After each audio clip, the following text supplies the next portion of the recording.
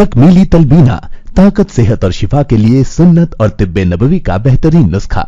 नाजरीन, क्या आप भी खुशहाल मालदारों की तरह कामयाब बिजनेस करके हजारों और लाखों रुपए कमाना चाहते हैं? अगर आपकी हाँ है तो आज ही से अपने इलाके में तकमीली तलबीना का आसान बिजनेस करना शुरू करें और चंद ही महीनों में कामयाब बिजनेसमैन बनने के तरीके बेहतरीन तजुर्बों के साथ सीखें। बिजनेसमैन बनने का ये मौका कहीं आपके भी हाथ से चला न जाए, इसलिए अभी हमसे राब्ता करें। 9890963757।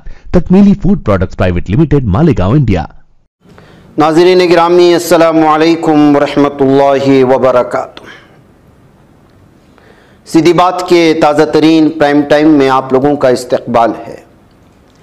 नाज़रीन गिरामी, मैं अंसार अजीज़ नदवी इस वक्त आप लोगों के सामने एक और अहम तरीन मौजू पर गुफ्तगू करने जा रहा हूँ। नाज़रीन गिरामी, गज़ा की पट्टी के उस खंडराज से अलग अलग कहानियाँ सामने आती हैं और बहुत सारी कहानियाँ तारीख़ का जहाँ हिस्सा बन जाती हैं वो दर्द कुढ़न और सदमे का बाइस बन जाती हैं। उसमें से एक वीडियो शायद आपने देखा होगा, वो था 12 साला फ़िलिस्तीनी बच्ची अल्मा का, जो खुद फंसी हुई थी, लेकिन अपने फंसे होने का, अपनी तकलीफ़ का एहसास किए बगैर वो कह रही थी कि पहले मुझे नहीं, पहले मेरे घर वालों को बचाओ जो मलबे में दबे हुए हैं। इसी तफसीलात को बीबीसी ने अलग अंदाज में पेश करने की कोशिश की थी। उन्होंने, बल्कि वहाँ लिखा गया था बीबीसी में कि फ़िलिस्तीनी रेस्क्यू के ज़रिए रिकॉर्ड की गई वीडियो में टूटे हुए कंक्रीट के टीलों के नीचे से एक चीख की आवाज़ सुनाई देती है, मैं अल्मा हूँ, आप पहले मेरी मदद ना करें बल्कि मेरी अम्मी अब्बू की मदद करें, और उनके साथ मेरा 18 माह का भाई तराजान भी है, वो एक छोटा बच्चा है, आप पहले उसकी मदद करें। ये 2 दिसंबर 2023 की सुबह है और 12 साला अल्मा जारोर गज़ा शहर के मरकज़ में एक 5 मंजिला इमारत के मलबे तले 3 घंटे से ज़ायद वक्त से दबी हुई हैं। उसकी दर्द में डूबी चीखें ज़मीन के अंदर से आती हैं। मैं अपने भाई और बहनों को देखना चाहती हूँ।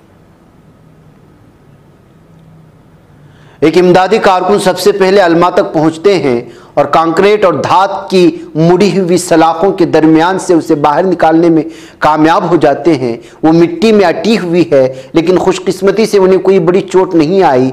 जब उनसे उनके ख़ानदान के बारे में पूछा जाता है तो अपने दाएं और बाएं मलबे की तरफ इशारा करती है। मैं उस खून को सूंघ सकती थी जो मुझ पर टपक रहा था। इस वीडियो क्लिप के 3 महीने बाद अल्मा ने बीबीसी को अपनी कहानी तफसील से बताई। उस वक्त उनके चचा समी पास ही बैठे थे। वो जनूबी गज़ा में रफ़ा में ख़ीमे में अपने और उसके ख़ानदान के साथ पनाह लिए हुए हैं। अल्मा के अल्फाज खौफ और नाकाबिल तलाफ़ी नुकसान की एक दास्तान है। मैंने वो कंबल उठाया जिसमें मेरे नन्हे भाई को लपेटा गया था, उसका सर कटा हुआ था। मैंने उसे जिस हालत में पाया मैं सोच भी नहीं सकती थी। इतना कहने के बाद वो बहुत देर के लिए खामोश हो गई। दुख और सदमे की परछाइयाँ उनके चेहरे पर वाज़ेह थी।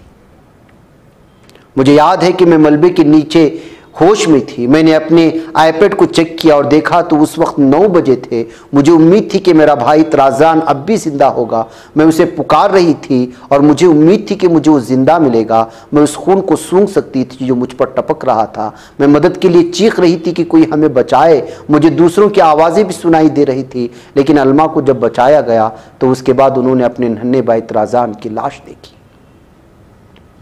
अपने भाई को इस तरह देखने के बाद मैं अपनी मौत की तमन्ना करती हूँ। वो सिर्फ 18 माह का था। इस जंग में उसका क्या कसूर है? तराजान की मौत ही अल्मा का वाहिद नुकसान नहीं था, बल्कि अल्मा का पूरा ख़ानदान उनसे हमेशा के लिए बिछड़ गया। उनके वालिदैन 14 साला भाई गनीम, 6 साला किनान और 11 साला बहन रिहाब भी इस हमले में मारे गए।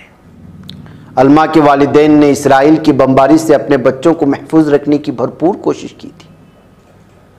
अल्मा ने हमें इस बमबारी की पूरी तफसीलात बताई। अल्मा के दीगर रिश्तेदारों के मुताबिक जिस इमारत में सो रहे थे, इस बिल्डिंग को इसराइल की फिज़ाई हमले से गिराया गया।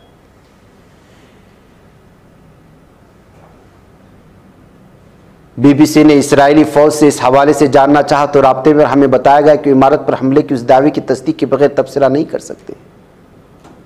अलमा कहती हैं, हमें ख़ानदान के तौर पर एक साथ खुश थे। जब हमें डर लगता था तो एक दूसरे को गले लगाते थे। काश मैं उन सबको अपने साथ थाम सकती, लेकिन उसके लिए इतना वक्त ही नहीं था। अलमा अभी तक अपने प्यारों को दफनाने की मुंतजिर थी, ताहम ताहाल सिर्फ तराजान की लाश मलबे तले से बरामद हो सकी। कहती है, इमारत में 140 जंग से बेघर होने वाले गज्जा के बाशिंदे थे, ताहम उनमें से सिर्फ कुछ लाशें मिली हैं। मेरे ख़ानदान की लाशें मलबे के नीचे ख़राब हो रही हैं। मैं उनको देखना चाहती हूँ, उनकी मुनासिब तदफीन करना चाहती हूँ। अलमा की ज़िंदगी उस एक लम्हे में ही बदल कर रह गई। हमसे बात के दौरान वो ख़ीमे के ठंडे फर्श पर अपने नौजवान कज़िन्स के साथ बैठी थी। वो सब मिलकर प्लास्टिक के टुकड़ों से ख्याली पतंग बना रहे थे। अलमा भी उनके साथ मुस्कुराते हुए शामिल हो जाती है। वो कहती है कि अब वो हर वक्त नहीं रोती, क्योंकि वो जानती हैं कि उनके वालिदैन जन्नत में खुश हैं। उन्हें अपना चचा समी के ख़ानदान के साथ सुकून तो मिला है, लेकिन तहफ़्फ़ुज़ नहीं। गज़्ज़ा के हर बच्चे की तरह उन्हें भी किसी भी वक्त मारा जा सकता है। रफ़ा में ख़ास तौर पर कमज़ोर लोग हैं, जहाँ इसराइल मुसलसल ज़मीनी हमले की धमकियाँ जारी रखे हुए हैं। 14 लाख फ़िलिस्तीनियों का घर इस वक्त बना हुआ है रफ़ा बॉर्डर। एक जंग हमास की इसराइल पर 7 अक्टूबर के हमलों के बाद छिड़ी। हमास के हमलों में तकरीबन 1200 इसराइली मारे गए थे, जिनमें ज़्यादा तादाद आम शहरियों की थी, उनके दावे के मुताबिक। तो नाज़रीन गिरामी, ये अलमा की कहानी है जो गज़्ज़ा के पट्टी के मलबे तले दबी हुई बच कर के आती है तो पूरी दुनिया को अपनी दास्तां सुनाती है। ऐसी कितनी कहानियाँ होंगी, ऐसी कितनी दास्तानें होंगी जो सदमे में हम ना सुन सकें और ना ही उनके दर्द का एहसास ही कर सकें। नाज़रीन, मुझे इजाज़त दें। अस्सलामु अलैकुम रहमतुल्लाहि व बरकातुहू। बच पाता है कोई सहाफ़ी की निगाहों से, मिलाता है ये लोगों को मोहब्बत की पनाहों से।